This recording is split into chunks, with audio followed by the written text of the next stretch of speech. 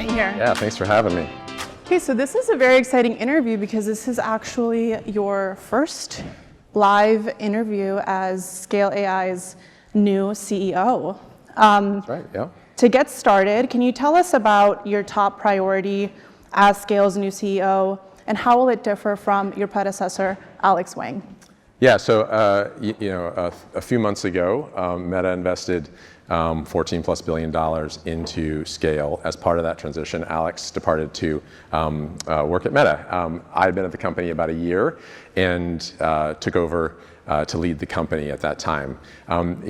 Scale has two businesses. We have a data business and we have an applications business. The data business, both are multi-$100 million businesses, and we're going to be investing very, very heavily. Our data business is already very, very large, but our applications and services business, which most people don't know that much about, is a $200 to $300 million business.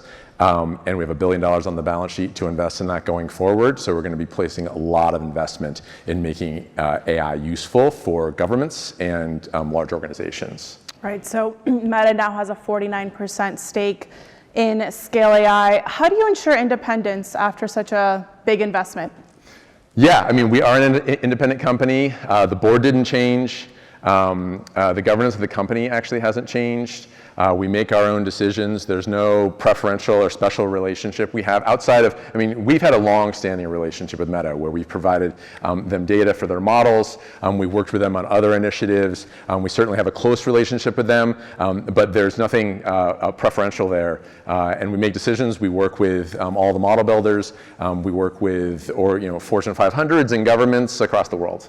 There has been an impact, though. We've seen that big tech companies like Google, Microsoft, OpenAI, and XAI are reportedly pulling back from working with Scale AI. How will you win them back? We actually work with all of them today in some capacity. I think we've been sitting at Scale watching the headlines. The last few months have been pretty busy and looking at the reality of what is happening in the business and then looking at the headlines and saying, okay, do we go and talk to the press and do all this, or do we work on the business, work through the transition? And we chose to work through the transition. And so we actually are very happy with the business. It's a large business and we're actually working with those people. So internally you haven't noticed any of these companies pulling back on their work with Scale AI? We go through, look, we've grown every single month since the deal happened. Okay. Recently, Scale cut 14% of its workforce. It restructured a host of different teams, and you've said that this is necessary after expanding too quickly. How do you make sure that doesn't happen again? Well, we're always reevaluating what's right for the business. Mm-hmm. That business, we're very focused on profitability and efficiency. That's very important for all businesses, but especially as you navigate through this type of change. So we're always looking at the business. We're always looking at the right thing for the business. We're looking at the right thing for the employees and the overall enterprise. So I think we're going to continue to do that. Has morale changed at all within the company with so many big changes? It's certainly, look, a deal like this happens, no question, you're going to have people who ask questions. And part of my job in the last 3 months is to answer those questions and to talk about where the future of the business is. But I've been bolstered by the fact that the actual numbers, the information on the ground has been positive. So that's why we wanted to come out and talk, because we've been looking at the headlines and seeing the numbers, and we want to bridge the gap between the two. Could you also address along those lines, there are about a dozen red teaming contractors who were let go. Will that affect safety testing as Scale embarks on more sensitive projects? This is a very small percentage of the overall business. Red teaming is a big business for us, but this was 12 people. I believe most of the changes were performance related, and so I think this is an example of something that became a story that was just business as usual. Okay.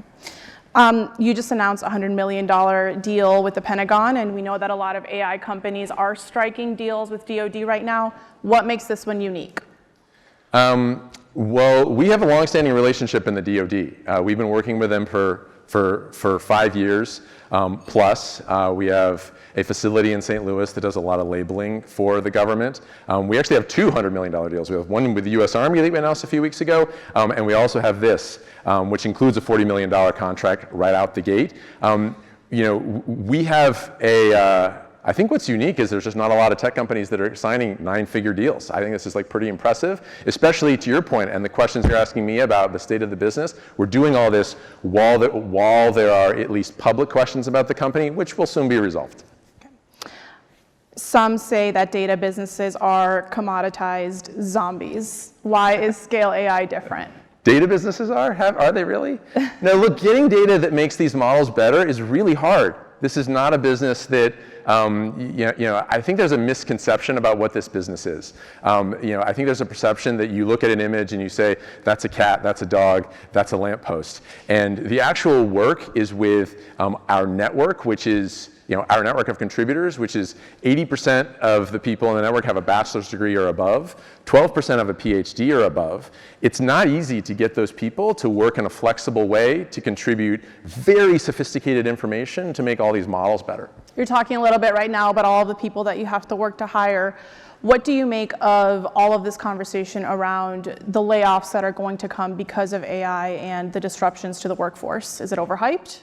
Yeah, part of what we do on the application side of the business is help companies and help governments implement AI systems to increase efficiency, increase productivity. And it's a lot harder than everyone is purporting. I think there's this idea that you're going to drop a model in and everybody's job's eliminated. At this very moment, that's preposterous.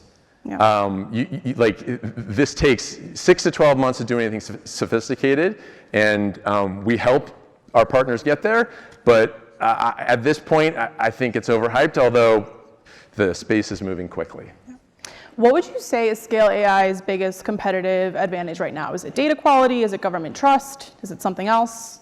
I think we have both of those. In terms of our biggest competitive advantage, it's agility.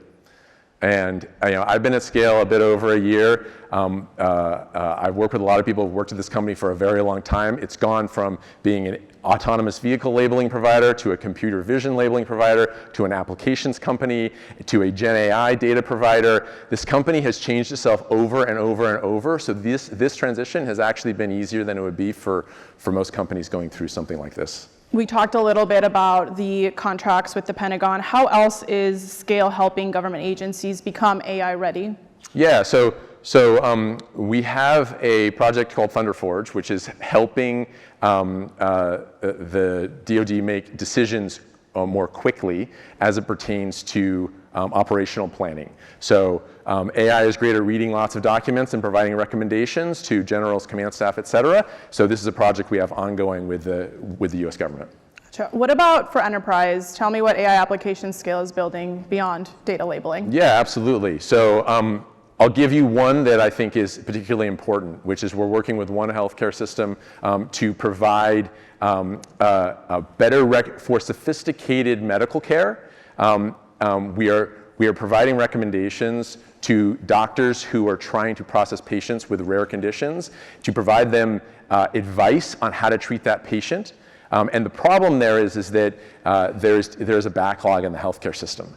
And that backlog can be relieved if the doctors can treat more patients, and they can treat more patients if they can get better advice per patient, so there's not revisits, et cetera. So our AI system will read hundreds of pages of documentation to provide advice to the doctor so they can treat patients on hard cases.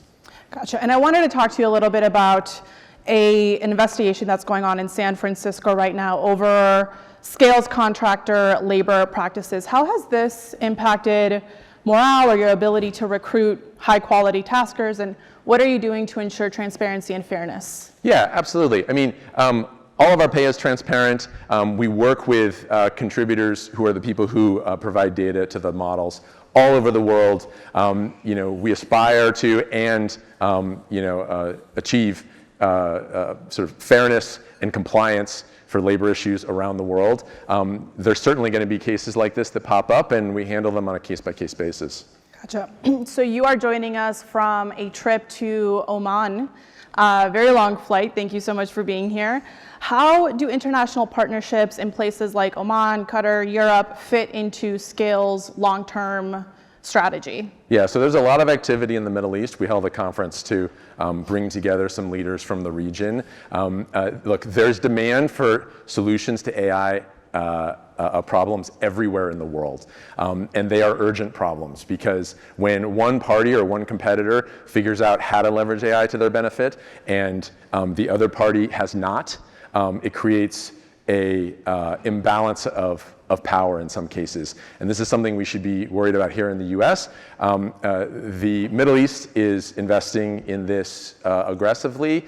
We have contracts in the region to help and to use US technology in the region rather than maybe competitive technologies. How do you manage all the different rules around AI, defense, data, in all of these different regions? How are you navigating that? Can you clarify? As you create these partnerships with Oman and Qatar and other countries in the world, they have their own regulatory regime. Oh, How sure. are you navigating that? Oh, sure. Yeah. So our model is you have to go really deep with a government or an enterprise to actually make a difference in their operations. And so we will deploy our technology, we will put our people on site, and we will comply with all local laws, regulations, et cetera. So in some ways, we actually build like a local subsidiary in the region so that we can be compliant, so that we can have the greatest impact. So that's how we do it. Okay. Looking, a year from now, how are you going to define success for Scale AI? I mean, for me, everything is about the team. So if I'm looking at the organization today and I look at the morale, if I look at the alignment, if I look at the sense of mission and purpose, every month I ask myself, has that gotten better? Do we know what we're doing? Are we making impact for our customers? If you make impact for your customers and you make positive impact and you do so ethically and you consider governance and all of the issues that we're going to be tackling in this space over time, then I think you have a success because you need the people in the team to be happy. Yeah. Jason, you're interim CEO. Are you going to be the permanent CEO? What can you share with us? Well, the deal came together super fast. It's only been a few months, and so I'm leading the company every day like I'm CEO. I am talking to you here today, making sure that the word gets out, how well the business is doing, and we'll go from there. All right. Thank you so much. That's all the time we have. Great. Thank you.